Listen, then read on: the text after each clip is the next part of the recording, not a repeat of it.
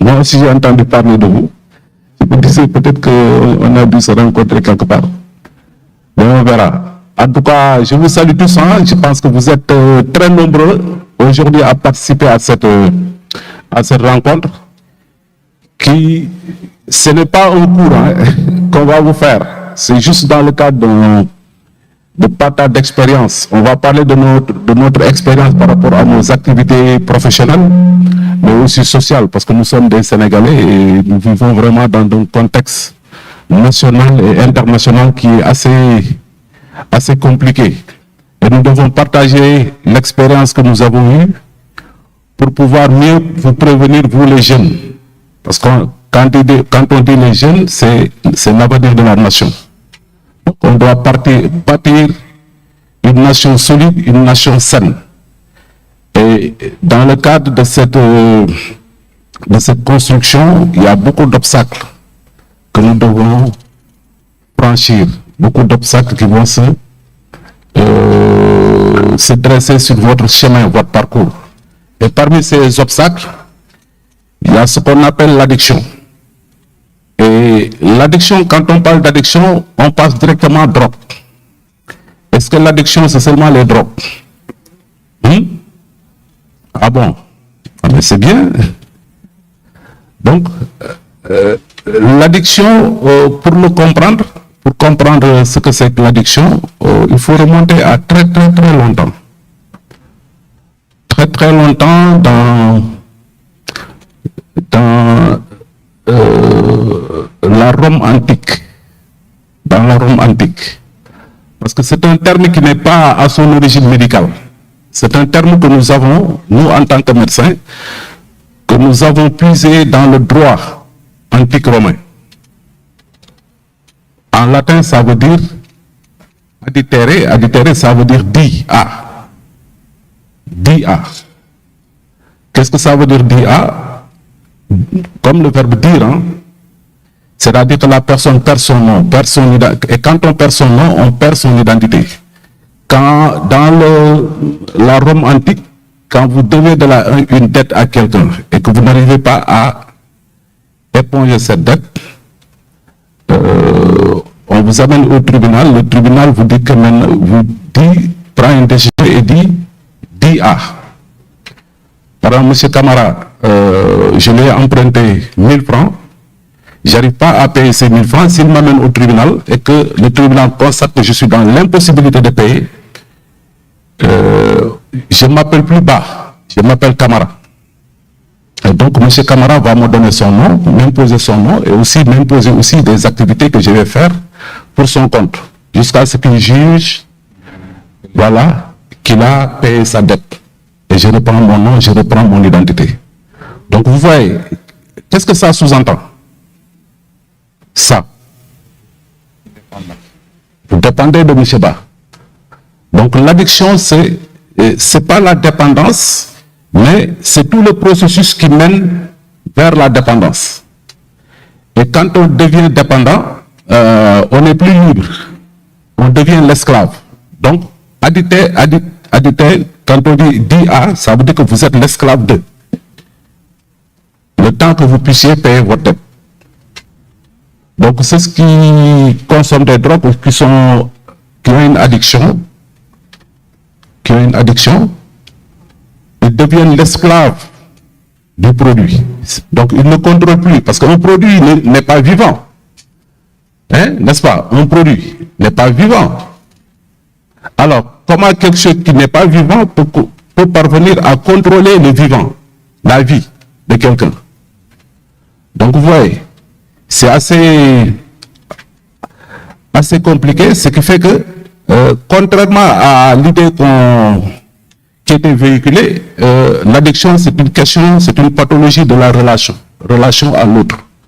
Donc, la relation change de direction. Ce n'est plus moi qui contrôle le produit, maintenant c'est le produit qui contrôle l'individu. Donc on perd toute sa liberté d'action, toute sa liberté de sujet. Donc ça c'est pour camper vraiment le terme addiction. Je pense que maintenant c'est bien saisi. Quand on dit addiction, c'est quoi? Une drogue. C'est quoi une drogue?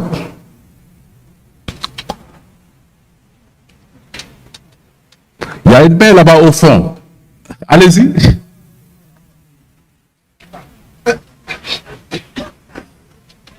Il y a un micro-baladeur.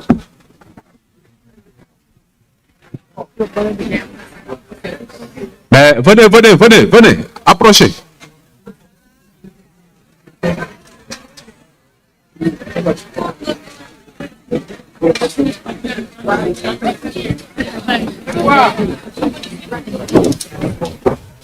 La substance, la drogue, c'est une substance qui peut modifier l'état d'esprit et le fonctionnement du corps. Merci beaucoup. Vous vous appelez comment? Pardon? Soumboulou. Merci beaucoup, monsieur Soumboulou. Je pense que c'est important ce qu'il vient de dire. Hein? S'il vous plaît.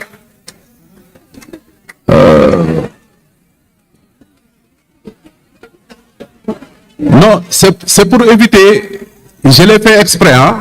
Je l'ai fait exprès parce que c'est pour éviter toute confusion.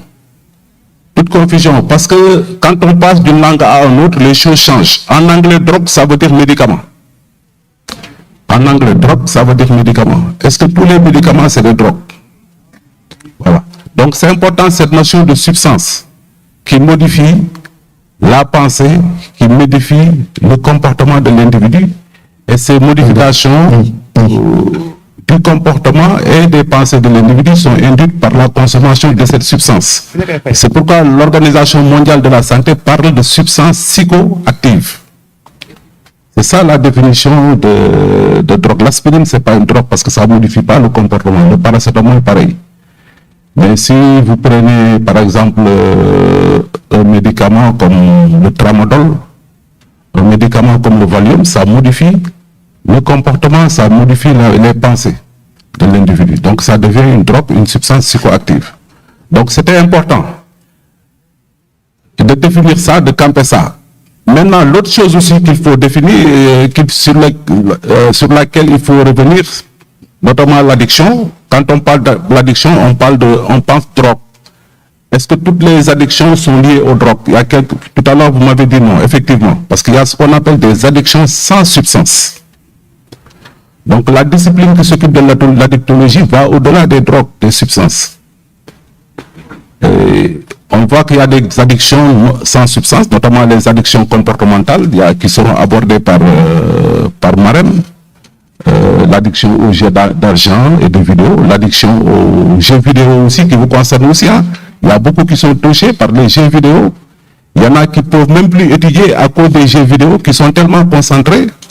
Hein, ils ne peuvent même pas le soir se concentrer sur leurs leçons révisées, tellement ils sont pris dans la spirale du jeu, ils n'arrêtent pas. Surtout les jeux online là, avec des partenaires qui sont éclatés au niveau des 5 continents. Et on sait qu'il y a des décalages horaires. Quand on est minuit ici, il fait 12 heures là-bas, et la personne est obligée de se connecter le soir, la nuit, pour jouer. Donc, ce qui fait que finalement, il y a une addiction qui se passe. On a eu des cas réels dans nos consultations. L'addiction au smartphone, il y a des gens qui ne peuvent pas s'empêcher de... Voilà. Quand ils sont dépossédés, il fallait voir quand l'État a coupé le réseau Internet. Il y a des gens qui ont souffert, hein? Qui ont souffert. Tout le monde s'est lancé sur les VPN, etc. Mais ce n'était pas suffisant. L'addiction au sexe, ça existe aussi, c'est une réalité. L'addiction au sport, c'est une réalité. Il y a des gens qui sont morts même à force de faire du sport. Même maintenant, les troubles du comportement alimentaire font partie de l'addictologie. Parce que l'addiction est très liée au plaisir. Les troubles du comportement alimentaire, c'est-à-dire c'est l'anorexie, par exemple, ce qu'on appelle l'anorexie mentale, mais aussi la boulimie. Ces gens qui ont plaisir avec le manger. Je ne parle pas des dialogues. Hein. Et des cannes qui sont là. Hein. c'est des formes d'addiction aussi. Donc, mais c'est pas l'objet du sujet, c'est pas l'objet du thème d'aujourd'hui. Je voulais juste qu'on déblaye un peu, qu'on sache que l'addiction, c'est un domaine qui est très vaste. Maintenant, l'autre chose aussi, on ne doit pas rester seulement addiction, parce que quelqu'un qui utilise des substances ou bien quelqu'un qui a des problèmes de comportement, et aussi il y a des conséquences négatives. Les conséquences négatives, c'est des troubles psychiatriques. C'est pourquoi très longtemps, on a pensé que les drogues amènent de la folie, rendent fou. Effectivement, des études l'ont montré. Les drogues aussi peuvent amener des complications sur le plan physique, somatique. Il y a des gens qui ont eu le VIH, etc. C'est l'objet même, c'est même qui a suscité la création de ce centre-là au niveau de l'hôpital de Fann.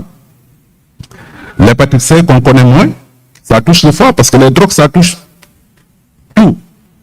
Le cerveau, le foie, le cœur, les reins, même le sang. Il y a des gens, même la vision est perturbée, tout. Ça perturbe tout. Et vous voyez que un de nos maîtres nous disait que c'est comme l'addiction, c'est comme une feuille. Une feuille que le vent a mis dans un trou. Le vent qu'il a mis dans le trou là, c'est pas ce vent-là qui va le faire sortir de ce trou.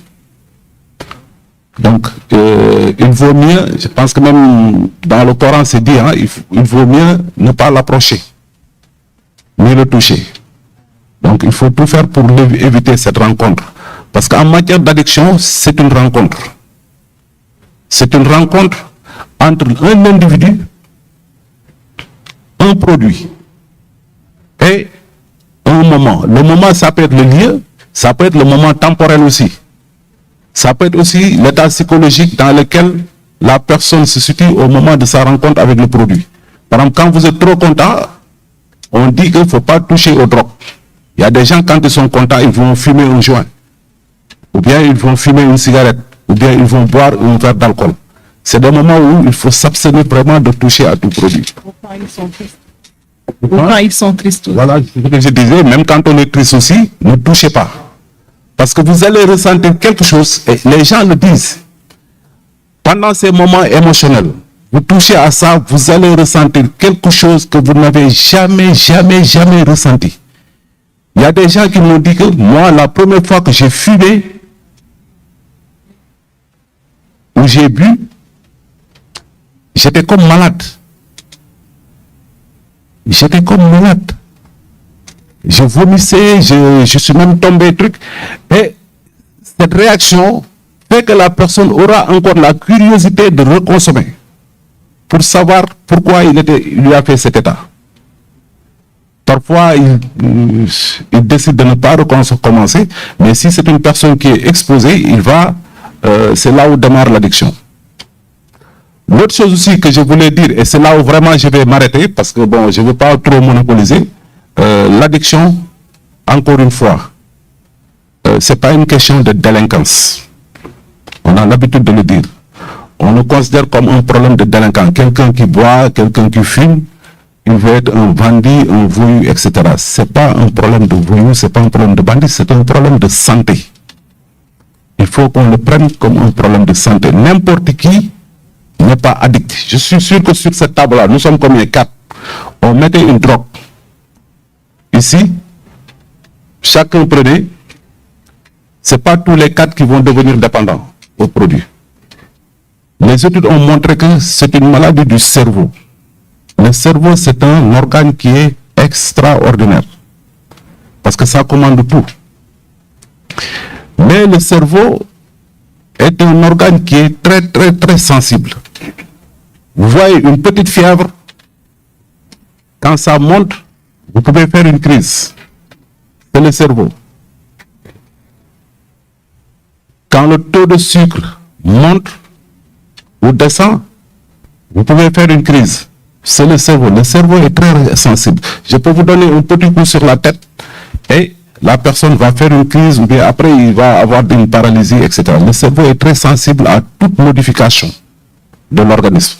Donc, et quand on prend une drogue, ça passe dans le sang, ça monte au cerveau, automatiquement le cerveau réagit. Et le cerveau a ce qu'on appelle, surtout vous les jeunes, ce qu'on appelle une plasticité cérébrale. C'est quoi la plasticité cérébrale?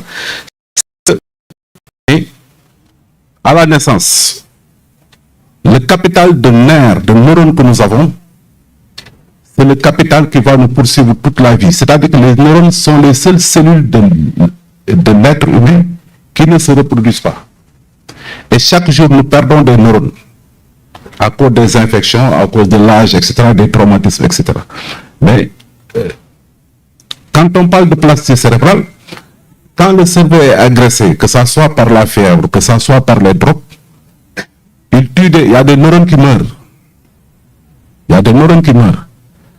Mais comme les neurones ne se reproduisent pas, c'est un organe qui est génial, encore une fois, comme je dis. Hein, il développe des interconnexions pour suppléer les neurones qui meurent. Ça, c'est possible quand on est jeune, c'est-à-dire jusqu'à l'âge de 25 ans. Au-delà de 25 ans, le cerveau perd cette plasticité. Un neurone qui meurt, il n'y a plus de, il n'y a plus de, voilà, substitution, ou il n'y a plus de remplacement, je ne parle pas de remplacement, mais il n'y a plus de suppléance. Il n'y a plus de suppléance pour combler ce gap. Donc les neurones n'ont plus cette possibilité. C'est comme des réseaux électriques, hein, ou Internet. C'est des interconnexions que les neurones font parce qu'ils ont des terminaisons nerveuses, etc., qui leur permettent un peu de se connecter. Et quand on perd ça au-delà de 25 ans et continue à consommer, voilà, c'est là où le problème démarre. C'est pourquoi quelqu'un qui commence à fumer en cachette à 14 ans, 15 ans, il n'a aucun problème, mais arrivé à 25 ans, il est bloqué. Il développe une paralysie ou bien il présente des troubles de la mémoire, il oublie. Quand il apprend, il oublie. J'ai dit 25 ans, c'est juste repère. Ça peut être à 18 ans aussi. Hein, parce que chacun aussi a son truc. C'est juste un truc repère comme ça. Voilà ce que je voulais dire. Bon, maintenant peut-être que ça va susciter des réactions, mais je laisse les autres collègues aussi donner leur expérience, etc. Moi, c'est ce que je tenais à partager avec vous. Encore une fois, je vous remercie et je reste à votre disposition. Merci. Merci, professeur. J'espère que vous avez, comme vous l'avez dit, campé les décors. Donc, on sait de quoi on est confronté donc pour ces histoires d'addiction. Voilà, donc on va passer la parole à notre sœur qui va parler d'un fléau qui fait pas mal de dégâts, mais malheureusement, ça semble être un aspect très positif pour les gens qui l'appliquent, qui l'utilisent. Donc, à savoir l'histoire de Paris Foot. Donc, on va donner la parole à notre sœur, Marietou Soumaré, qui a fait son sujet de mémoire sur sa Paris Foot. Hein. Donc, j'espère qu'elle va nous faire un exposé. Donc, les garçons, au départ, on pensait que c'était seulement une affaire de garçons, mais on a vu que c'est une affaire de dames maintenant. Hein. Ah, donc, je laisse la parole à Marietou, elle va nous expliquer. Ah, je peux me laisser, il n'y a pas de... Merci. Bonjour. C'est Marietou, je suis étudiante, je suis encore étudiante, hein, même si je suis diplômée du CESTI. Je fais un master en médias, communication et sport. Donc, moi, pour obtenir mon diplôme de journalisme au CESTI, on devait faire une grande enquête. Vu que moi, j'ai choisi télévision, donc j'ai proposé le sujet sur l'addiction aux paris sportifs. Parce que, voilà, je connais en fait un ancien collègue de ma sœur, qui était professeur au lycée, hein, qui est allé à l'examen, au centre d'examen du bac, qui s'est endetté qui avait des dettes vis-à-vis des élèves, du président du jury, du boutiquier, tout ça, quoi. Donc, quand il a commencé à expliquer le phénomène, je lui ai dit, ça ressemble à l'addiction au paris. Parce que on cherche toujours de petites pièces pour miser, quoi.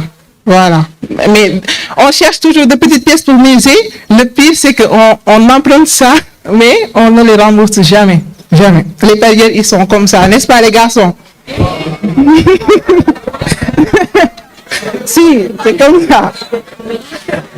Donc, j'aurais aimé projeter une partie de mon enquête ici, mais comme les parieurs, ils ont l'habitude de se cacher, donc pour avoir leur parole, je leur ai fait une promesse. Je ne vais pas diffuser le reportage. C'est dommage, mais il me fallait ce compromis pour pouvoir les faire parler. Et selon vous, pourquoi les parieurs se cachent? Pourquoi ils se cachent? Pourquoi ils se cachent? Allez-y, d'accord.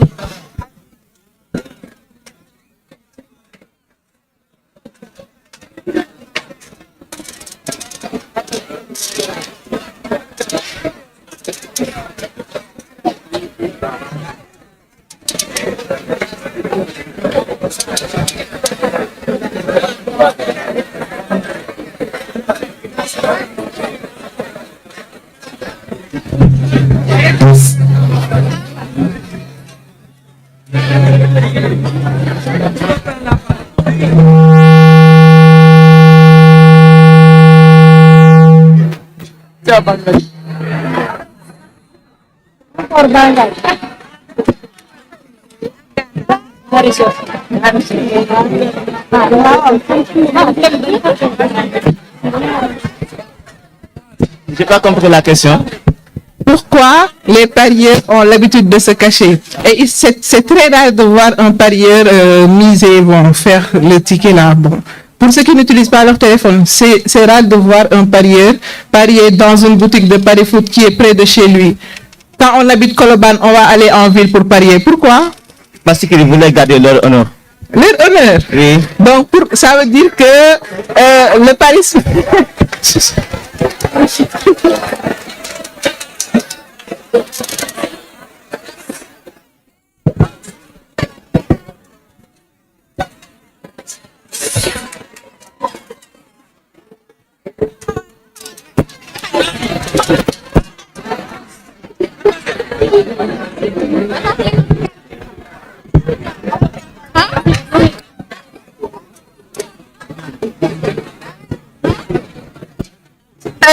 Parce que c'est honte de gaspiller son argent dans des trucs aussi bêtes.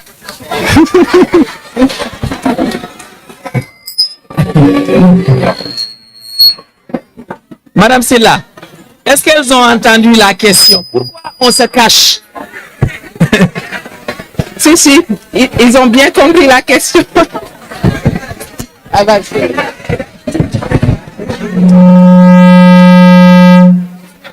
Bon. Je pense que c'est dû au fait qu'ils se sentent opprimés. Quand tu fais des paris sportifs, les gens te jugent sans savoir pourquoi tu fais cela. C'est pour cela qu'ils se cachent en vrai, moi je pense. Bon, selon elle, elle dit que les parieurs se sentent opprimés, quoi. Ils évitent les jugements, c'est ça, n'est-ce pas? Donc, pour toi, les gens ne cherchent pas à savoir pourquoi ils parient. Donc, tu penses qu'on doit aller chercher les premières causes. Ok, d'accord. Et selon vous, pourquoi les gens parient?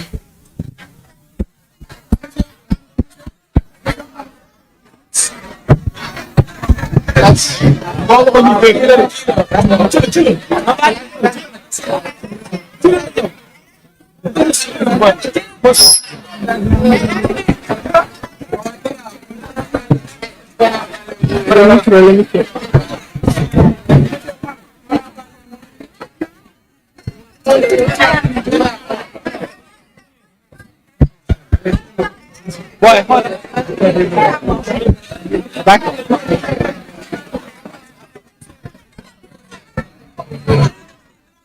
C'est bon. Voilà, ouais. Parce que parfois il y a des pauvres, ils pensent que pour gagner de l'argent facilement, on peut faire du pari, doubler l'argent qu'ils gagnent. Parce que la vie est dure, quoi, en fait. Vous savez, j'ai eu l'honneur de recevoir une enquête réalisée par la CEPIAD, l'institut dont Monsieur Ba est à la tête. L'étude a montré que la plupart des parieurs, c'est des gens qui ont déjà un travail, quoi. C'est des gens qui bossent. Donc, bon, oui, ça, c'est vrai. Bon, quand on bosse, ça ne signifie pas qu'on n'est pas à l'abri du besoin, d'accord? Mais quand même, ils ont une source de revenus, d'accord? Maintenant, est-ce que vous ne pensez pas que c'est possible de parier sans être dans le besoin, juste parce qu'on aime le sport, on aime le football? C'est possible, oui ou non? D'accord. Vous êtes, il y a des parieurs parmi vous. Si.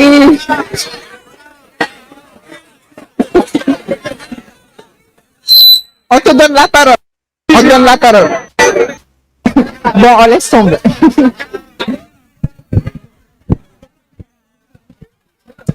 Bon. D'accord. S'il vous plaît. Bon, je suis venue là pour faire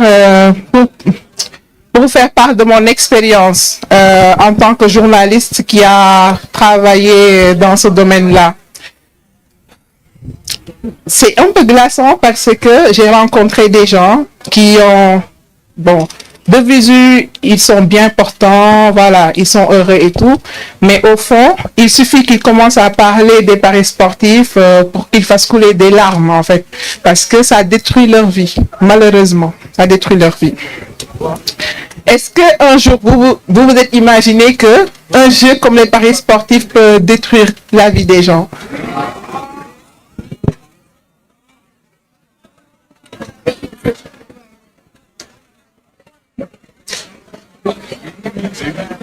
Et les 8, c'est qui?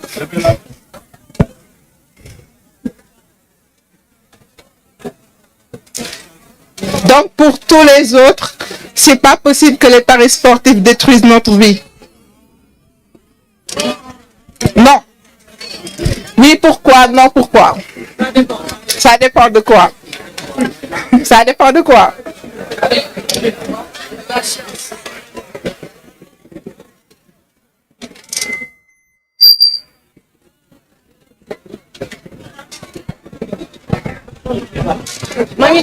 Ça peut oui, ça peut détruire la vie de quelqu'un. Du moment où, imaginons que quelqu'un qui n'est pas assez riche ou ce genre de truc, il va parier pour gagner plus d'argent et à un moment donné, il n'a plus de choix et il parie, par exemple, tout ce qu'il a, sa maison et tout, ses voitures, et qu'il perd le pari, il va se retrouver à la rue. Très bien. C'est exactement ce qui se passe.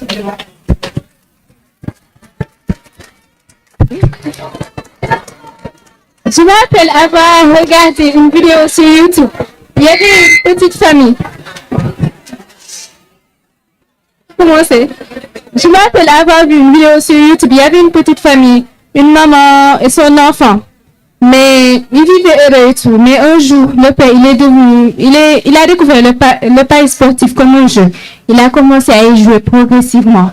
Mais après, il s'est endetté au fur et à mesure. Il a continué. Ensuite, ça a détruit presque la vie de la famille.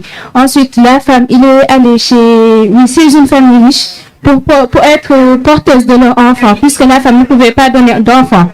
Alors, ils ont porté l'enfant comme convenu. Jusqu'à un moment donné, à chaque fois que la femme amène de l'argent pour le métier, quoi, il amenait à chaque fois de l'argent, le mari, il prenait cet argent, il allait le gaspiller au pari foot. Ensuite, il revenait tranquille, sans stress. Alors que c'est de cet argent qu'il devait vivre normalement. À un moment donné, comme que la famille là, ils avaient tellement confiance en la femme et à son mari, ils ont dit qu'ils vont lui donner une carte. Pourquoi à chaque fois, en cas de besoin, il l'utilise. Maintenant, le mari, quand il a vu ça, le mari de la femme enceinte, de la femme porteuse quoi, quand il a vu ça, il s'est dit, est-ce qu'on va pas, comment on dit, prendre le bébé de la famille en otage? En otage, pour aller, comme qu'ils savaient qu'ils étaient riches. Voilà. Comme qu'ils savaient qu'ils étaient riches, ils voulaient les faire chanter. Bon, c'est le mari qui pouvait faire ça. Mais la femme, elle était obligée de répondre à son mari à cause de la fille. À chaque fois que la femme voulait refuser, le mari lui disait que s'il faisait ça, non seulement il va dire que la femme elle est complice, en fait, ils ont amené son enfant à l'orphelinat, quoi. La femme, à chaque fois, elle voulait éviter ça.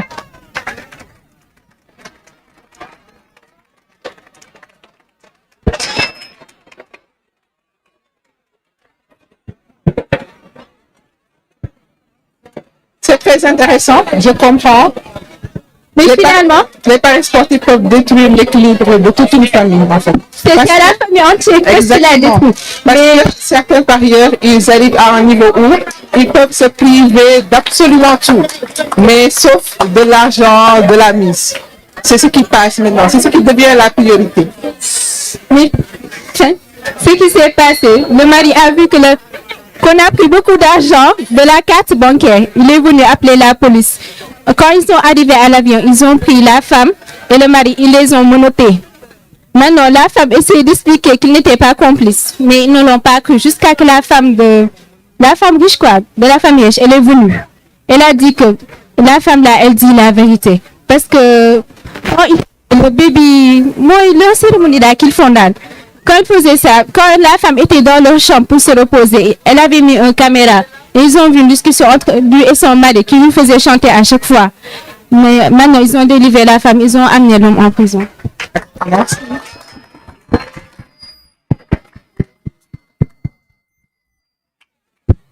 Bon. Ah, d'accord. Je vais reprendre la parole.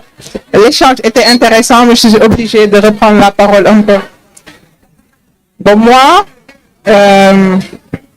tout à l'heure, il y a M. Camara qui disait que les paris sportifs, ça ne concerne plus que les garçons. Non. Pourquoi? Parce que, il y a des femmes, il y a des filles, il y a des femmes qui aiment le foot autant que les garçons, comme moi. Mais aussi, il y a des femmes qui ne sont pas intéressées par le sport, mais qui le font juste pour avoir une source de revenus. N'est-ce pas? Il y a des personnes âgées qui donnent le téléphone aux jeunes, qui leur disent je veux miser, en fait, je veux avoir de l'argent. Ils comprennent rien, en fait. C'est pour eux un moyen de gagner de l'argent.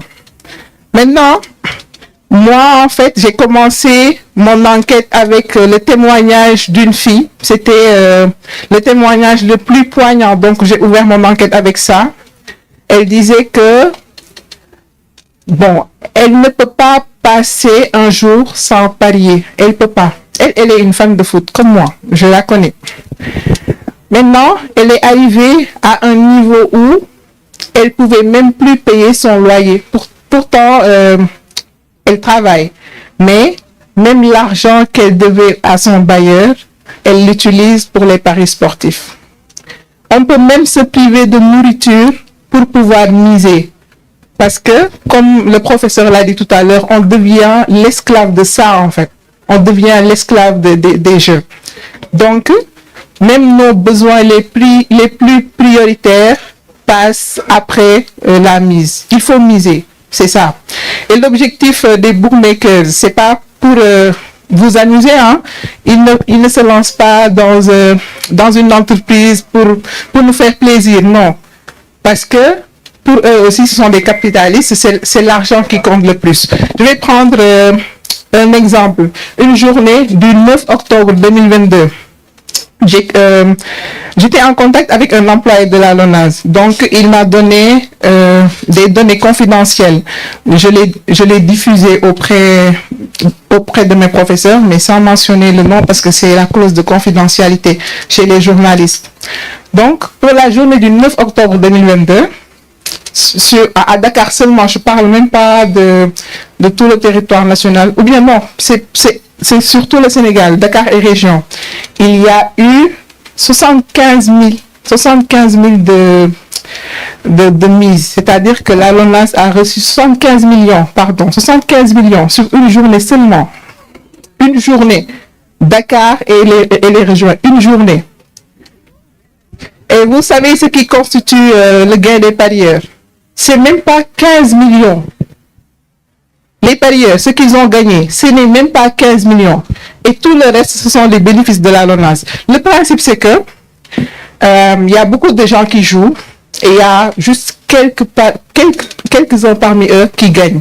Parce que si c'est pas comme ça, finalement, la LONASE ne gagne rien. En fait, les bookmakers, ce qu'on appelle les 1xBet, les Winamax, tout ça, on les appelle les bookmakers. Maintenant, ceux qui sont sur le territoire sénégalais, ils ont un contrat avec la LONASE. C'est la LONASE qui leur donne l'autorisation de pouvoir vendre leurs services. Donc, le principe, c'est de gagner de gagner. L'entreprise doit gagner plus que les parieurs. Donc, les parieurs gagnent juste un peu. Comprenez? Maintenant, ils ont des stratégies agressives, notamment sur les réseaux sociaux. Maintenant, vous savez que vous pouvez jouer facilement sur votre téléphone. On vous demande juste votre âge, 18 ans, vous confirmez, il n'y a même pas de pièce d'identité à fournir.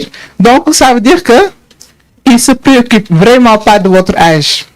Et durant mon entretien avec le professeur Ba, il m'a expliqué l'importance des sages. N'est-ce pas, vous voyez souvent moins de 18 ans, etc. Vous vous demandez, mais pourquoi on met moins de 18 ans? C'est pas pour rien, en fait, parce que le cerveau aussi a un âge de maturité. Donc, il m'a expliqué que quand on est jeune et qu'on joue à ces jeux-là, où on consomme certains produits, on est plus prédisposé à subir l'addiction parce que notre cerveau n'est pas assez mature. Voilà. Par exemple, quand on a 15 ans et on joue, on a plus de chances d'être accro que quelqu'un qui a commencé à jouer à 21 ans parce que ça dépend de la maturité du cerveau. Donc, quand on met moins de 18 ans, c'est pas un hasard. Donc, il y a une raison. Malheureusement, ici au Sénégal, il y a les publicités de paris sportifs qui passent à la télé comme à la radio. On nous les vend comme ça, comme si c'était de l'eau à boire, comme si c'était quelque chose de plaisant à faire. Alors que dans les pays comme la France, en Europe, dans les pays où voilà, les droits de l'homme sont respectés au minimum, les droits des consommateurs, etc., eux, même s'ils te vendent le produit, ils vont te parler des dangers. Mais ici au Sénégal, est-ce que vous avez vu qu'on dit que les paris sportifs peuvent mener à l'addiction, à l'endettement, à l'isolement? Est-ce que vous avez vu ça au Sénégal? Alors que sur les chaînes étrangères, c'est systématiquement écrit, attention, jouer comporte des risques, 2 points, endettement, isolement et addiction. Et si vous avez besoin d'aide, contactez tel numéro et tel numéro, ils vont vous aider. Mais au Sénégal, les parieurs sont laissés à leur propre sort. Le professeur reçoit souvent des victimes d'addiction, mais qui se débrouillent eux-mêmes. Ils n'ont pas l'accompagnement de la LONASE. Et pourtant, il y a la Fédération internationale de loterie qui impose certaines règles à la LONASE. Mais la LONASE ne s'y tient pas. Parce qu'au Sénégal aussi, il n'y a pas assez de contrôle pour ça. Donc, j'ai rencontré une autre personne qui a 20 ans, mais qui a commencé à jouer depuis 16 ans. Depuis ses 16 ans, plutôt. Donc, depuis 4 ans. Lui, il est convaincu qu'il est accro. C'est lui qui gère les factures de chez lui et tout.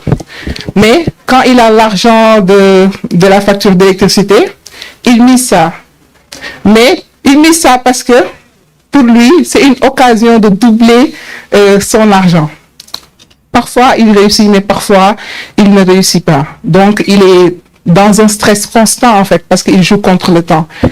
Et quand il n'a pas cet argent-là, il demande aux gens de lui prêter. Comprenez? Maintenant, ce jeu-là, quand on a un rapport malsain avec ce jeu-là, ça peut détruire une vie. Ça détruit une vie. Parce que si quand on est riche, on mise absolument tout ce qu'on a sur ces jeux-là, après, on finit par perdre. Parce que le principe de ce jeu-là, ça repose sur l'espoir. On a toujours l'espoir de gagner, l'espoir. Quand je leur pose la question, pourquoi vous n'arrêtez pas? Bon, ils disent qu'ils veulent arrêter, hein. Les payés vous disent tous qu'ils veulent arrêter un jeu et qu'ils vont arrêter, mais ils n'arrêtent jamais. Ils le disent comme ça. Maintenant, quand je leur demande pourquoi vous n'arrêtez pas là tout de suite, ils disent que, voilà, en fait, on a perdu beaucoup d'argent, il faut qu'on regagne tout ça. Mais pour regagner tout ça, dans le processus si vous voulez vous faire rembourser, vous allez jouer encore plus. Et quand vous jouez encore plus, vous allez perdre encore. Donc, vos pertes vont s'élever encore. Et plus vos pertes s'élèvent, vous allez continuer à jouer. C'est un cercle vicieux. Vous comprenez? Mais quand on devient dépendant vraiment de ce jeu-là, il faut consulter un spécialiste, comme M. Idriss Ba et son institut. Parce que c'est un problème de santé aussi, c'est un problème de santé publique à prendre au sérieux. Et même au-delà de la question de santé, il y a aussi des risques. D'accord, il me reste 2 minutes, on me signale. Il y a aussi des risques sur le plan judiciaire. il y a quelqu'un, bon, finalement, je n'ai pas pu l'interviewer parce qu'il était il était très réticent, en fait. J'ai convaincu, mais j'ai pas pu. Lui, il dit que il a failli aller en prison parce que il a misé l'argent des gens. Ça, c'est un problème, en fait. Finalement, ce jeu-là, ce n'est plus une partie de plaisir, quoi. On souffre, et quand on souffre de quelque chose, mieux vaut le laisser. Je pense que c'est mieux. Maintenant, il y a des gens qui vont dire qu'ils sont juste passionnés de football, ils vont parier. Bon, ils pensent qu'il n'y aura pas de conséquences, mais au contraire, ils vont arriver à un stade où ils ne peuvent plus regarder un match sur lequel ils n'ont pas parié. C'est impossible. C'est-à-dire que le jeu modifie même le rapport qu'ils ont avec ce qu'ils appellent leur passion. Donc, même le jeu leur dicte comment ils vont regarder le match. Parce que les parieurs, ils n'ont pas d'équipe. Ça aussi, c'est vrai ou pas? Les parieurs n'ont pas d'équipe. Hein? Ils peuvent avoir une équipe. Ils peuvent supporter Arsenal. Et un jour, il y a Arsenal-Chelsea. Ils misent sur Chelsea. Voilà. Si Arsenal perd, ils sont tristes alors que pourtant Arsenal, c'est leur équipe. Mais, voilà, ils ont mis leur argent sur une victoire de Chelsea. Donc, un résultat contraire les pénalise. Pour les parieurs, c'est sa mise qui passe au-dessus de tout. Voilà. Et c'est ça, en fait, qui va comporter certains risques parce que ça va passer même au-delà de notre famille, de notre entourage, de notre santé, voilà, de nos besoins les plus prioritaires. Bon, j'espère que c'est clair et que vous avez appris pas mal de choses. Est-ce que vous avez des questions? Après, d'accord. Après, on va passer aux questions. Merci. Merci Marietou. J'espère que l'échange était très intéressant. Bon, sans tarder, on va donner la parole au professeur Bourdien, donc conseiller psychologue, et qui va nous parler sur l'addiction l'addiction sur les réseaux sociaux. Merci beaucoup, M. Camara, de m'avoir donné la parole. Je voudrais saluer le professeur Idriss Abba et dire tout le plaisir que j'ai à partager avec lui ce panel. Saluer aussi Marietou Soumaré, donc, qui est la sœur de Fatima Tako. C'est par l'intermédiaire de Fatima Tako que je participe à ce panel. Saluer aussi les responsables de l'école et saluer tous les élèves qui sont ici présents. Saluer vraiment cette initiative parce que je pense qu'on en a besoin pour discuter de sujets essentiels au lieu de passer véritablement notre temps à discuter de sujets non essentiels. C'est important parce que nous avons en face de nous des jeunes et les jeunes sont l'avenir de ces pays-là. Et je pense qu'ils doivent être conscientisés, ils doivent être formés pour devenir des citoyens modèles. J'ai bien aimé l'intervention de Michel Loum, j'ai bien intervenu son intervention tout à l'heure parce que c'est comme ça que doit agir un leader, avoir un discours de leadership sur les personnes dont on est censé, voilà, justement. Monsieur le directeur, j'ai vraiment aimé, hein, parce que d'habitude nous avons un problème avec le temps. On néglige ça, mais c'est un facteur que l'on doit considérer davantage, notre rapport avec le temps. Alors, moi, en tout cas, j'ai tout fait pour être là avant 15 heures. Alors, moi, j'ai préparé un exposé que je vais lire et commenter en même temps, hein, parce que mon thème, c'est la forte dépendance vis-à-vis des réseaux sociaux. Attention, on n'a pas dit l'addiction aux réseaux sociaux. Et je pense que le professeur Idriss Abba l'a précisé tout à l'heure. Il y a une différence entre l'addiction et la dépendance, mais j'y reviendrai dans mon propos. Donc, en guise de définition de ce qu'est un réseau social, parce qu'il faut savoir définir les concepts. Moi, avant d'être psychologue conseiller, je suis d'abord un philosophe de formation. Donc, et chez nous, en philosophie, on définit d'abord les concepts avant d'avancer. Avec la naissance et l'évolution d'Internet, nous assistons aujourd'hui à l'avènement des réseaux sociaux. Ça, on n'en disconvient pas. Le terme réseau social est un concept majeur en sociologie dans l'étude des relations interpersonnelles.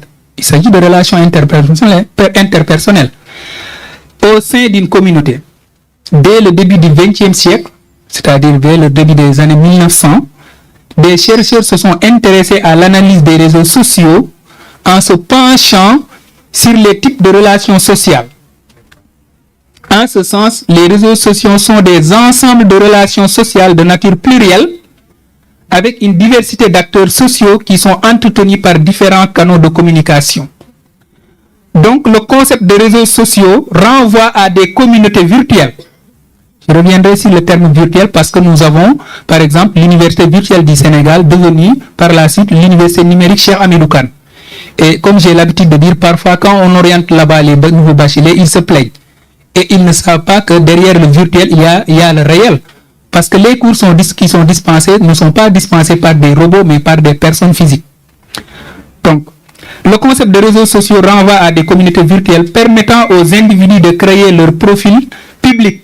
Chacun d'entre nous, par exemple, sur Facebook, voit son profil public, d'interagir avec leurs connaissances et de rencontrer de nouvelles personnes partageant certains centres d'intérêt via Internet. Alors, un bref historique du moins des réseaux sociaux. Les réseaux sociaux ont commencé en 1997 avec 6degrees.com sur la base du principe que tout le monde pourrait être relié avec seulement 6 degrés de séparation. 100 millions de personnes avaient accès à Internet en 2000. Ça, ce sont des chiffres que vous pouvez retenir. 100 millions de personnes en 2000, 100 millions de personnes avaient accès à Internet. Par la suite, l'apparition de MySpace fut le premier véritable essor de l'utilisation des réseaux sociaux. Facebook fut inventé en 2004. Peut-être en ce moment-là, certains d'entre vous venaient de naître ou bien n'étaient pas encore nés. Facebook fut inventé en 2004 et compte actuellement, tenez-vous bien, 2,27 milliards d'utilisateurs actifs. Donc Facebook Inc. est également propriétaire de plateformes de réseaux sociaux comme Instagram et WhatsApp. Alors, qu'est-ce que c'est que donc la dépendance aux réseaux sociaux? On dit que la dépendance est un phénomène lié au besoin incontrôlable et insatiable de consommer quelque chose, comme par exemple de la drogue, ou d'adopter un comportement qui comporte des conséquences au niveau physiologique, psychologique et social. La dépendance aux réseaux sociaux est un phénomène lié à une utilisation excessive. Attention, on n'est pas encore dans l'addiction, mais la dépendance aux réseaux sociaux est liée à une utilisation du moins excessive des réseaux sociaux et fait référence à un trouble psychologique qui se caractérise par le besoin excessif d'utiliser les plateformes de médias sociaux tels que Facebook, Instagram, Twitter, Snapchat, YouTube, etc. Jusqu'à ne plus pouvoir s'en passer. C'est ça. C'est-à-dire lorsqu'on utilise tellement ces réseaux sociaux au point de ne plus pouvoir s'en passer. C'est là où on parle de dépendance aux réseaux sociaux. Même le matin quand on se réveille, la première chose à faire c'est d'allumer son portable et de regarder les statuts, bien regarder. Donc, vous voyez. Même en mangeant, en famille, etc. On reviendra sur ça. Ces outils sont utiles lorsqu'ils sont utilisés modérément. Ce n'est pas mal en soi. C'est utile, mais lorsqu'ils sont utilisés de manière modérée. Alors, mais peuvent mener à un trouble de comportement lorsqu'ils sont utilisés au point de causer des difficultés au niveau du fonctionnement social, ce qui est arrivé aujourd'hui, professionnel ou dans d'autres sphères importantes de la vie. Par exemple, imaginez-vous un médecin ou bien une sage-femme qui, devant un patient ou bien une patiente, est en train, sur son téléphone au point de, etc., etc. Vous voyez tous les dégâts que cela peut causer et que cela cause aujourd'hui en famille. Nous reviendrons. On peut considérer que la dépendance aux réseaux sociaux est une forme particulière de relation pathologique à Internet. Quand il y a pathologie, c'est qu'il y a maladie. Je parle sous le contrôle du professeur Idrissa Ba. Parce que le pathologique, c'est le contraire du normal. Donc, elle pourrait à ce titre être associée aux addictions sans drogue et donc répondre aux 4 critères communément reconnus par les addictions. Une envie, c'est-à-dire une envie irrépressible de réaliser le comportement, la fréquence excessive, croissante, non contrôlée du comportement au détriment d'autres activités, la poursuite du comportement malgré des conséquences dommageables, comme ce qu'elle vient d'expliquer. Les parieurs savent que ce n'est pas bon, mais ils ne peuvent pas abandonner, ils continuent à parier. L'augmentation de la fréquence du comportement pour ressentir les mêmes effets physiologiques. Par exemple, quelqu'un qui, à chaque fois qu'il manque d'argent, va fumer, vous voyez, donc il aura tendance, à chaque fois qu'il n'a plus d'argent, d'aller fumer. Alors, la dépendance à Internet est dans certaines cultures reconnue depuis un certain nombre d'années comme une pathologie. Par exemple, si vous allez en Chine ou bien en Corée du Sud. Cependant, au niveau international, ce n'est pas le cas. Les seules addictions sans drogue reconnues internationalement sont l'addiction aux jeux d'argent et aux jeux vidéo dont elle vient de parler. Des spécialistes considèrent toutefois préférable de parler de pratiques excessives plutôt que d'addiction pour la dépendance aux jeux vidéo. Pour les réseaux sociaux, la question de la dépendance et de son assimilation à une addiction pathologique n'est donc pas tranchée du point de vue médical. D'ailleurs, l'addiction se caractérise par l'impossibilité répétée de contrôler un comportement et la poursuite de ce comportement en dépit de la connaissance de ses conséquences négatives. Nous savons tous les conséquences négatives de l'utilisation, par exemple, des réseaux sociaux, des jeux vidéo, des jeux pari-foot, etc., etc. Mais on continue toujours à parier, on continue toujours à utiliser les réseaux sociaux. Toutefois, on considère que la fragilité sociale, la faiblesse de l'insertion est positivement corrélée avec le risque addictif dans les usages d'Internet et des réseaux sociaux. Ce qui a pour conséquence que certaines études pointent une différence liée au genre du fait d'une insertion sociale par le travail globalement moins bonne pour les filles que dans de nombreux pays. Une étude norvégienne de 2017 a ainsi montré que l'utilisation des réseaux sociaux avec le développement d'une dépendance était associée au fait d'être jeune. Ça, c'est une étude norvégienne, hein. Ce n'est pas moi qui dis ça, mais c'est une étude norvégienne qui considère que l'utilisation des réseaux sociaux avec le développement d'une dépendance était associée au fait d'être jeune. D'abord, ce sont les jeunes qui utilisent le plus, d'être femme, peu insérée socialement ou célibataire. Ça, c'est une étude qui l'a montré, ce n'est pas mon point de vue. On va essayer de faire la distinction entre dépendance et utilisation fréquente des réseaux sociaux. De 1 à 2% de la population, ça aussi c'est une étude canadienne, serait aux prises avec une forme de cyberdépendance à l'égard des réseaux sociaux. Il faut cependant demeurer prudent lorsqu'on parle de cyberdépendance, car une personne qui passe beaucoup de temps sur les réseaux sociaux n'est pas nécessairement dépendante. Attention, là aussi il faudra faire la part des choses. Ce n'est pas parce qu'on passe beaucoup de temps dans les réseaux sociaux qu'on est dépendant. Donc, selon Magali Dufour, on est dans la dépendance quand on a perdu le contrôle de notre utilisation. On est un peu obsédé et ça devient un peu le centre de notre vie. C'est quand on ne peut plus s'en passer. La dimension pathologique de l'usage est associée à des symptômes de dégradation de la santé mentale, tels que l'anxiété et la dépression chez les enfants et les jeunes. Un rapport sur les technologies de 2016 présenté par Chassiakos, Radeski et Kristalis a identifié les avantages et les dangers de l'utilisation des médias sociaux pour la santé mentale des adolescents.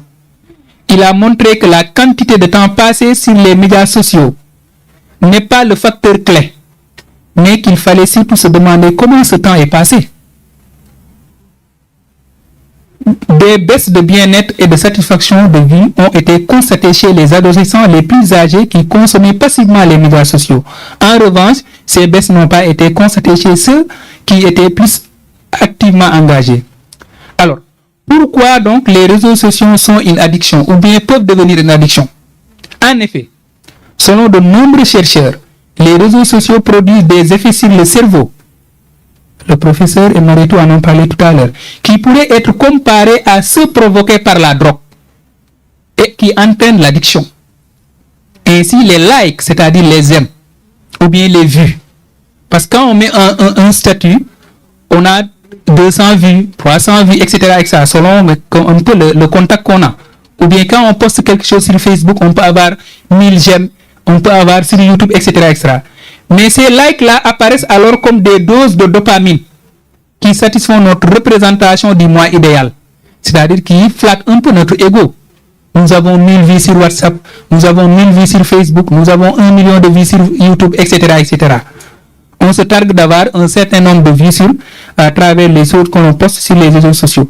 Les causes de la forte dépendance des réseaux sociaux, entre autres, sont l'affirmation de soi ou l'excitation de son moi idéal. Les jeunes, surtout l'adolescence, on comprend la crise d'adolescence, sont dans la logique de s'affirmer. Et aujourd'hui, comme l'espace public réel s'est déplacé vers l'espace public virtuel, ils vont utiliser cet espace public virtuel pour s'affirmer. C'est-à-dire pour dire que moi aussi je fais partie je dois être considéré, je suis un élément entièrement à part ou bien à part entière. Donc, et l'excitation aussi du moi idéal, c'est-à-dire un peu le fait de flatter notre ego et de dire que, voyez, je suis là, etc., etc. Le besoin ou le goût de liberté. L'adolescence aussi, ça rime avec le besoin ou le goût de la liberté. Oui, je suis libre de moi-même, je suis libre de ma vie, de mes postes humains, etc., etc. C'est comme ça parfois que les jeunes réagissent avec TikTok, avec tout ce que nous avons aujourd'hui. La marginalisation ou l'exclusion sociale. Ceux qui sont marginalisés aussi, ou bien ceux qui sont victimes d'exclusion sociale, s'agrippent parfois sur les réseaux sociaux pour dire à la société que moi aussi je fais partie. Moi aussi je dois être considéré. Moi aussi je ne suis pas exclu, mais je suis au centre des choses, je suis au centre de la vie. La recherche effrénée du buzz. La recherche effrénée du buzz. C'est ça aujourd'hui le problème de la jeunesse, c'est ça aujourd'hui le problème de la société sénégalaise. Nous sommes tous pratiquement, c'est pas méchant quand je dis nous sommes tous à la recherche effrénée de ce buzz-là, avoir du buzz, ainsi de suite. Le chômage endémique des jeunes, oui, parce que quand on a quelque chose à faire, parfois on n'a pas le temps pour se connecter, pour passer tout son temps, excusez-moi de la répétition, tout son temps dans les réseaux sociaux. Donc ceux qui ont quelque chose à faire utilisent de moins en moins les réseaux sociaux. L'effritement de la cellule familiale. Nous savons tous que la cellule familiale est en crise. Aujourd'hui, nous assistons à la nucléarisation de la famille. Aujourd'hui, nous assistons à la famille appartement, où il y a le père, la mère et les enfants seulement, qui sont entre quatre murs. Donc, qui ne sont pas en contact avec la société. Parce qu'il y a une certaine rupture avec nos valeurs traditionnelles, avec la manière dont la société traditionnelle fonctionnait il y a de cela quelques années, nous, en tout cas, quand nous étions des enfants. La crise des valeurs cardinales. Nous sommes aussi à une époque de la crise des valeurs cardinales comme le Djom, je vais le dire en Wolof, le Djom, l'Ongor et le Sutura. Parce que quand on a le Sutura, il y a des choses qu'on ne va pas mettre sur TikTok. Quand on a le Djom aussi, il y a des choses qu'on ne va pas mettre sur TikTok. Et quand on a l'Ongor, quand on est bien éduqué, il y a des valeurs qu'on doit préserver. Et ça, c'est important. Il y a aussi la recherche de la célébrité. Des gens qui sont là, qui s'agrippent aux réseaux sociaux pour rechercher la célébrité, pour bugger siou. Donc, et de ce point de vue-là, parfois, ils le réussissent parce que tout simplement, c'est quelque chose qui est partagé un peu partout dans le monde et on devient célèbre facilement. Le goût du gain facile. Quand je dis le goût du gain facile, ceux qui utilisent par exemple TikTok ou bien même YouTube, avec un certain nombre de vues, ils sont payés.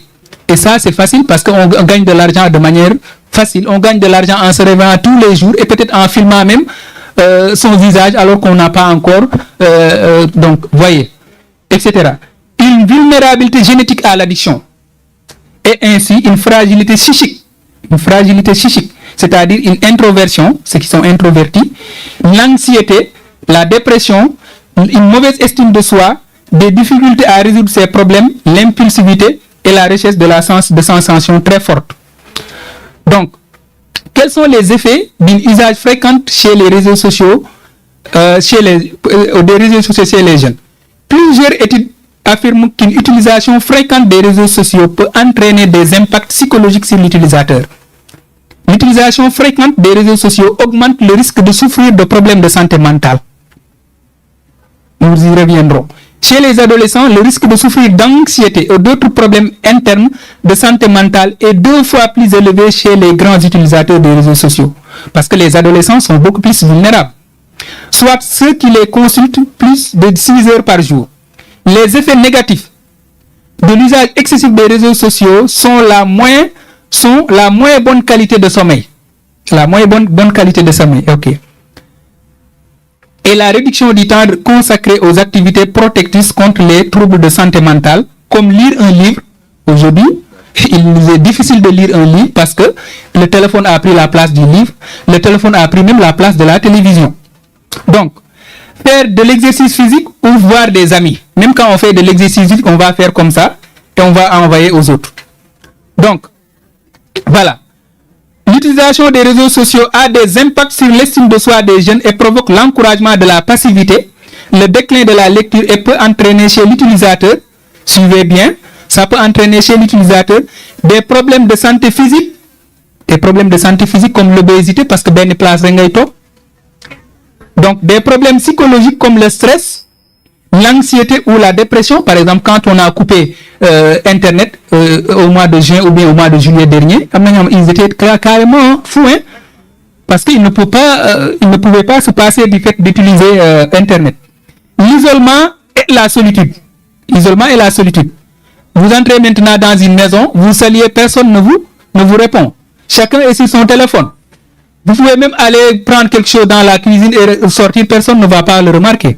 Parce que tout le monde est coaché sur son téléphone. Le manque de sommeil. Mine de rien, on peut perdre 1 heure à 2 heures de temps sur son téléphone une fois sur son lit. Et ça impacte ça entraîne un manque de sommeil qui impacte sur notre santé mentale. La diminution de la productivité au travail. Parce que quelqu'un qui ne dort pas bien, le matin quand il va au travail, il ne sera pas assez productif parce qu'il n'est pas concentré. L'escroquerie de Rinofi. L'escroquerie à travers les réseaux sociaux. L'usurpation d'identité. Je suis un homme, mais je mets en profil une belle femme pour tout simplement arnaquer les hommes. Ça, c'est des choses qui arrivent. Donc, le chantage et l'usurpation entraînent le chantage. Parce que quand quelqu'un a un certain nombre de données sur vous, il peut vous faire du chantage. Le vol d'informations. Attention, pratiquement, nous mettons toutes nos informations sur les réseaux sociaux et il y a les gens aussi, ils rassemblent toutes ces informations-là. Parce que tout ce qu'on met sur Internet, ça reste sur Internet. Donc, le vol d'informations. La désinformation. Je parle sous le contrôle d'une journaliste. Aujourd'hui, tout le monde est journaliste. Tout le monde met des informations. Et au finish, on ne sait plus quelle est la bonne information. Quelle est l'information qui est juste. La diffamation. Ça aussi, ça fait partie. L'exposition de soi et parfois de son intimité. C'est ça. On est tout le temps exposé sur les réseaux sociaux. Parfois même, on impose son intimité. Chaque jour que je fais, à travers TikTok, parfois, on regarde des images obscènes de personnes qui ont mis volontairement ça sur les réseaux sociaux. La cybercriminalité ou bien le cyberharcèlement. La cybersexualité ou le chantage sexuel aussi, hein? Aujourd'hui, vous savez bien ce qui se passe avec comment on appelle ça encore, un terme que je n'aime pas. Je n'aime pas ces deux termes-là. Je n'aime pas le terme influenceur. Je n'aime pas aussi le terme le motif, je ne sais quoi encore. Mais ça, c'est des choses que vous connaissez et qui ont existé dans ce pays-là. Ça, c'est la cybersexualité, ce que moi j'appelle la ou bien le chantage sexuel. Attention, le dernier élément important, c'est la cybersorcellerie. Je l'appelle ainsi. Attention. Si vous gardez le calme, je vais vous expliquer. Parce que nous postons nos images sur les réseaux sociaux. Chat ak lamagne aussi, dafay mën a am à travers les réseaux sociaux.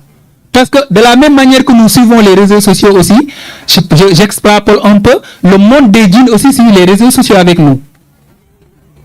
Donc, boo posté photo bu rafet, nit mën na ko xool rek chat la ci photo bu rafet boobu nga posté. Donc attention. C'est pourquoi je l'appelle la cybersorcellerie, parce que c'est des choses qui existent. Chat la ak lamagne mën na la top à travers ces réseaux sociaux-là. Je termine avec ce thème-là, comment lutter contre l'addiction aux réseaux sociaux.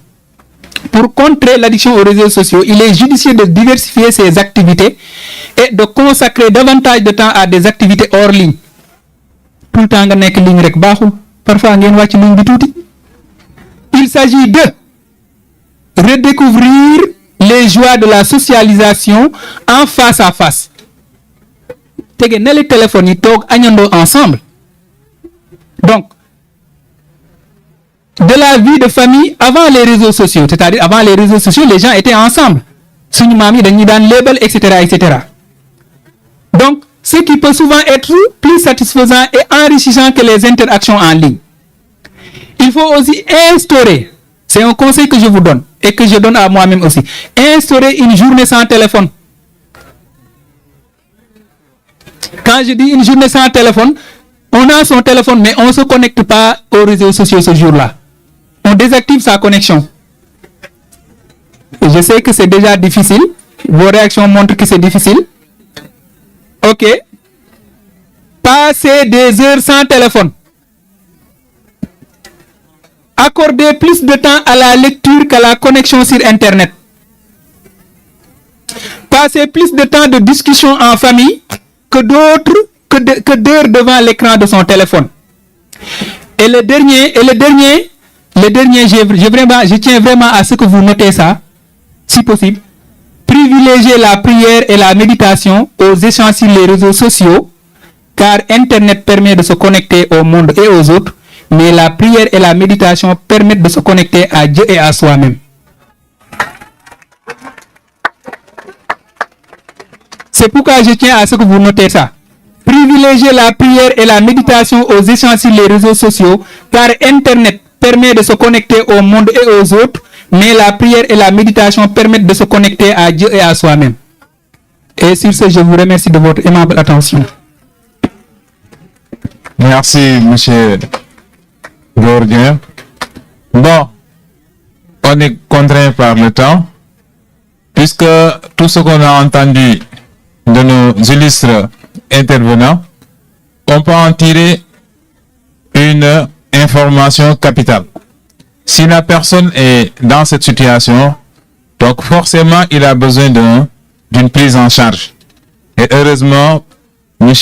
Ba, ici professeur, est le coordinateur donc de ce centre qui prend en charge donc les addicts. Donc professeur, vous allez nous parler un tout petit peu de ce centre-là. Merci beaucoup, Monsieur Camara. Donc, le CEPIAD que je dirige au Centre de prise en charge intégré des addictions de Dakar se situe à l'hôpital de Fann. Et il fait partie du service de psychiatrie. Moi-même, je suis psychiatre, d'abord. Et aussi enseignant-chercheur à l'Université Cheikh Anta Diop de Dakar. Donc, ce centre a été créé en 1914. Excusez-moi, en 2014.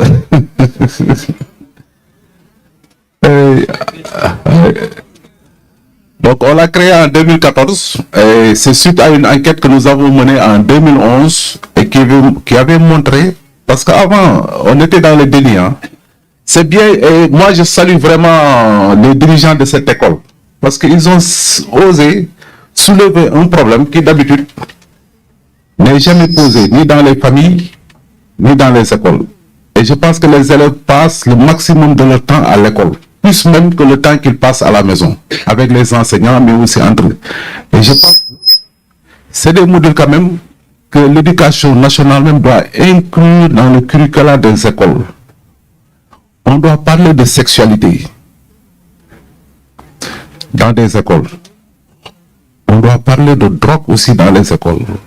Parce que si ce monde-là se trouve en difficulté, il y a trois choses qui amènent des problèmes dans les maisons, dans les familles, dans les quartiers, dans les pays et même dans le monde.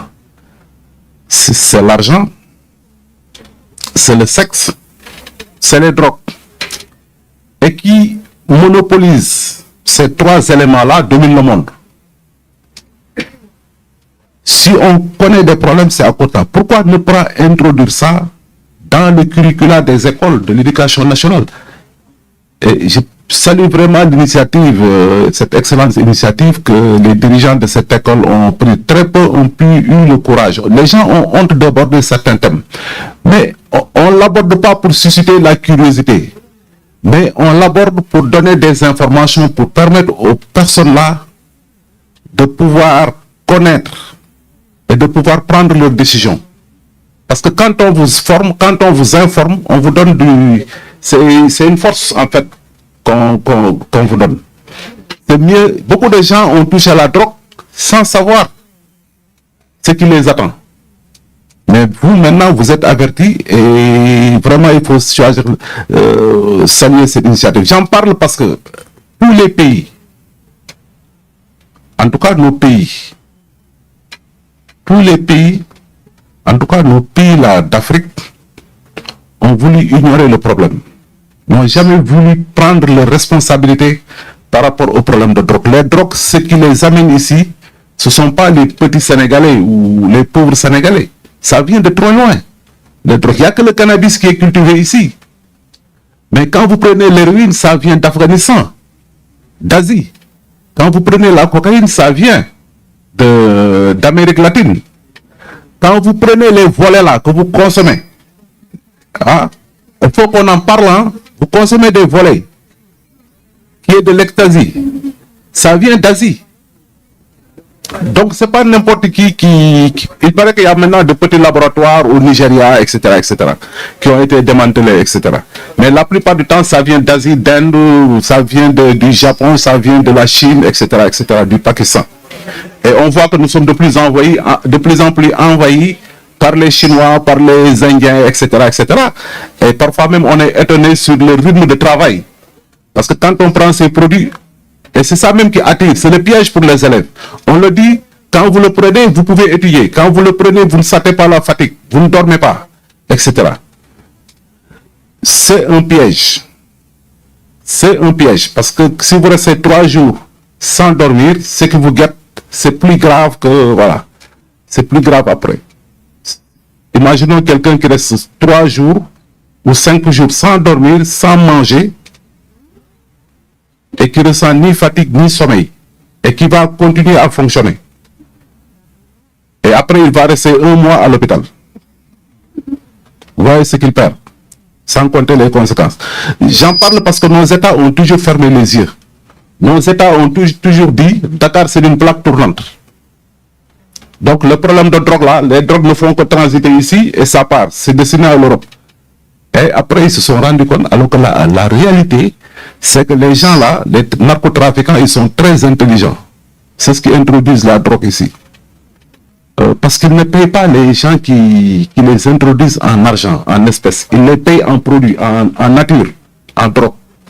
Et donc, la drogue là qu'on t'a payé, il faut l'écouler dans le truc national. Donc, il y a une partie des drogues qui reste dans le pays et qui est consommée. Donc, nos États n'ont jamais pris les responsabilités. Ils disaient que c'est le problème des autres. Alors que bon, le problème a atteint une dimension... Nous, quand on a fait l'enquête, rien que dans la région de Dakar, on estimait ceux qui s'injectent. Vous ne pouvez jamais imaginer qu'il y a des gens qui s'injectent des drogues. Ceux qui s'injectent des drogues, au niveau de Dakar, on les estimait à 1324 personnes qui s'injectent des drogues. Et presque 7% avaient le VIH, non, 10% avaient le VIH. 40% avaient l'hépatite C. Vous ne connaissez pas l'hépatite C, mais c'est un virus qui est beaucoup plus méchant que le VIH. Et il n'y a pas de médicaments, sinon les médicaments qui sont très chers, et il n'y a aucun programme qui les prend en charge. L'issue, c'est la mort. Hein? Et ça passe facilement d'un individu à l'autre. Donc, pour dire que c'est pourquoi nous avons, quand on a fait cette enquête, et qui avait montré vraiment que c'est une réalité, on a dit il faut qu'on mette en place un programme de prise en charge. C'est comme ça qu'on a mis en place le CEPIAT, qui est le premier centre vraiment en Afrique de l'Est qui est exclusivement consacré aux addictions, que ce soit aux addictions aux substances ou aux addictions sans substance, et qui a fait vraiment attirer beaucoup d'attention, et beaucoup de pays sont en train de faire comme nous avons fait ici, de mettre en place des centres. Donc ça se trouve à Fann. Je vais laisser les contacts peut-être à truc. Si vous avez, je pense que le directeur a nos contacts. Donc en cas de besoin, bon, on est ouvert. Hein, nous fonctionnons du lundi au vendredi et les consultations se font sur rendez-vous. Hein? Donc il faut prendre rendez-vous et venir faire la consultation pour ceux qui en ont besoin. Merci. Je pense que c'est ce que je pouvais dire pour l'instant. Et merci, professeur. J'espère que ça a été bien noté. Donc, on ne pourra pas avoir le temps d'interagir avec le public. Peut-être tout ce qu'on pourra faire, c'est de donner à nos intervenants de nous passer quelques conseils par rapport à ce qu'ils parlaient de façon un peu spécifique. Donc, commençons par Marietou. Quels conseils vous allez donner à nos jeunes par rapport à ces histoires de balle-foot? Bon, je vous conseille de faire très très attention parce que les bookmakers qui vous incitent à jouer, ils ne veulent que votre argent, votre plaisir. Bon, ils s'en foutent quoi en fait. Pour résumer, si même des professionnels, des footballeurs professionnels sont tombés dans le piège, il n'est pas dit que vous allez y échapper en fait. Est-ce que vous savez que il y a des matchs qui sont truqués, qui sont décidés à l'avance? Est-ce que vous savez? Et ça, c'est dû à quoi? La plupart du temps, c'est dû au paris sportif. Parce qu'il y a un footballeur qui a misé sur, bon, un carton rouge, bon, de lui-même en fait. et à la 50e minute, il fait une faute grave pour sortir et il va gagner de l'argent.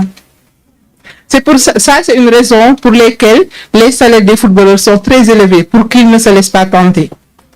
Il y a un Sénégalais qui s'appelle Pape Omar Faye, il jouait la Ligue des Champions en 2005 en fait.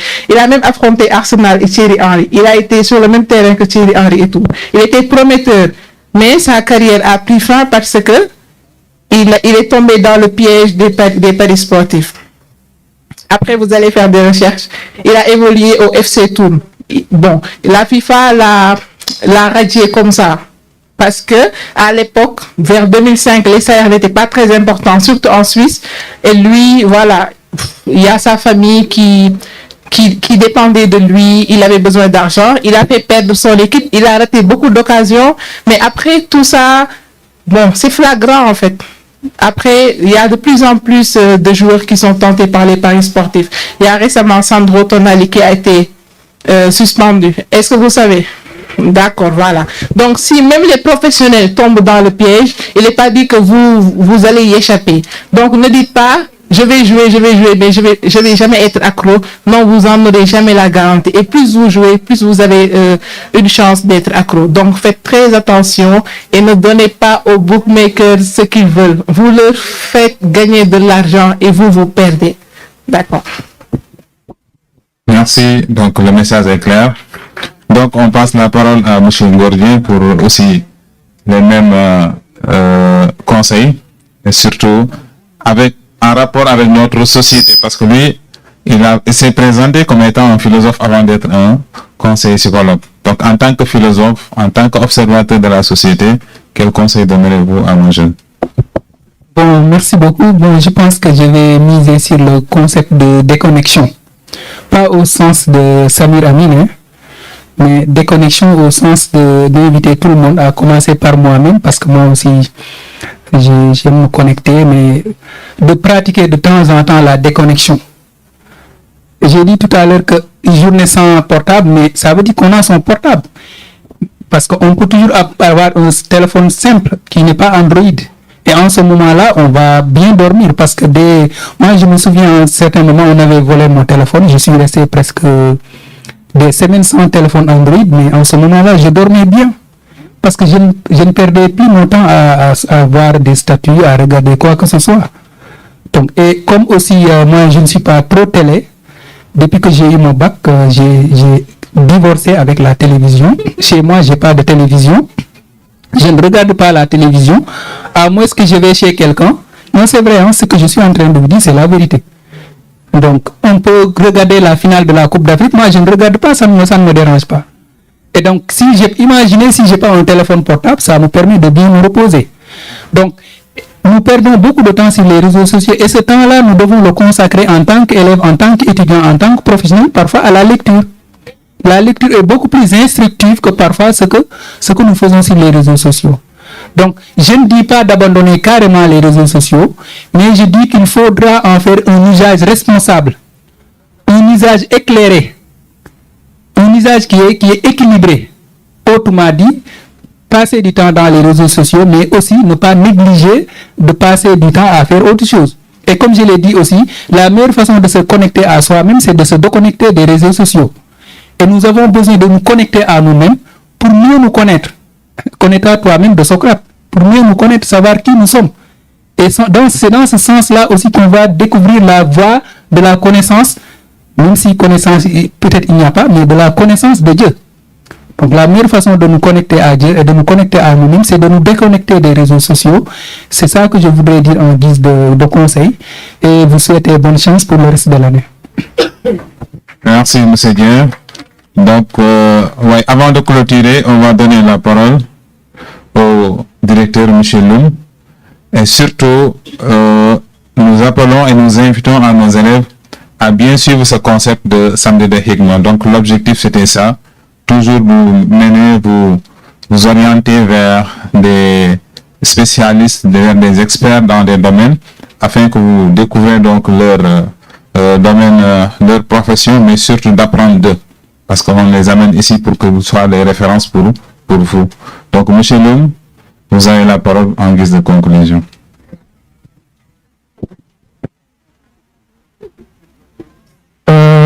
Alors, je n'ai pas de discours à faire. Je vais juste rapporter ces 3 questions des élèves. Alors, celle-là, elle demandait c'est quoi un volet. Le professeur a parlé de volet, elle ne sait pas. Alhamdoulilah, tant mieux. L'autre disait que pourquoi vous n'avez pas parlé des... C'est quoi le nom encore? Des puffs. Moi, je ne sais même pas les puffs.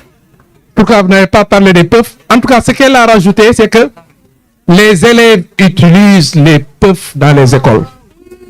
N'est-ce pas? Hein? C'est ce qu'elle m'a dit. S'il vous plaît. Alors, le dernier, il dit quel conseil il peut recevoir de vous pour mettre en priorité la lecture. Même quand il essaye de lire, il veut lire avec son téléphone, mais après quelques minutes, il va oublier la lecture. Il est dans l'autre réseau sans faire exprès. Donc, c'est les 3 questions que je voudrais que vous répondez. Camarade, vous pouvez prendre 10 minutes, il n'y a pas de souci. On va gérer le transport. Donc, professeur, vous êtes interpellé à nouveau.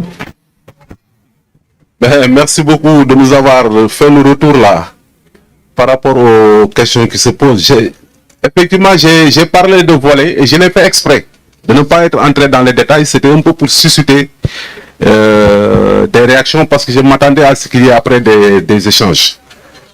Je sais que s'il n'y a pas quelqu'un qui connaît, s'il y a quelqu'un qui ne connaît pas le volet, il y en a d'autres qui connaissent le volet, c'est quoi?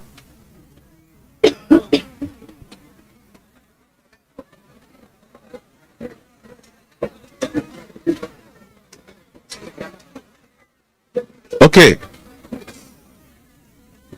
Vous savez, les jeunes, hein, ils ont cette magie d'utiliser un langage qui permet un peu de cacher la substance. En fait, le volet, c'est les amphétamines. C'est des amphétamines. J'ai parlé d'amphétamines. C'est aussi des dérivés de l'amphétamine. Et le dérivé le plus connu, c'est l'ecstasy. Peut-être que vous connaissez l'ecstasy. C'est des produits qui sont beaucoup plus puissants même que la cocaïne. Pour ceux qui connaissent la cocaïne. Donc, les gens qui le prennent, pourquoi ils disent voler? Parce que quand ils le prennent, c'est comme s'ils volent. Hein? Ils sont d'une très grande agitation, d'une très grande hyperactivité. Et ils se croient même porteurs d'elle, quoi. Et ils disent même, il y a même un terme qui est utilisé, c'est sous.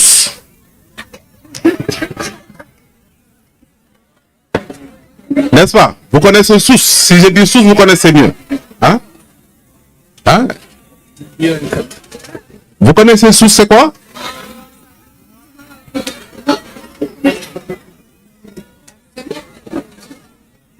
Voilà. Parce que c'est cette sensation de chaleur. Vous savez, nos grands-pères là, nos grands-mères du moins, quand elles préparaient le kéré, le couscous, quand elles le mettent sur le truc là, des sous, c'est comme si la personne, il y a la vapeur qui sort, cette sensation de chaleur là qui sort du corps. Et vous voyez les gens même parfois, ils se déshabillent, hein?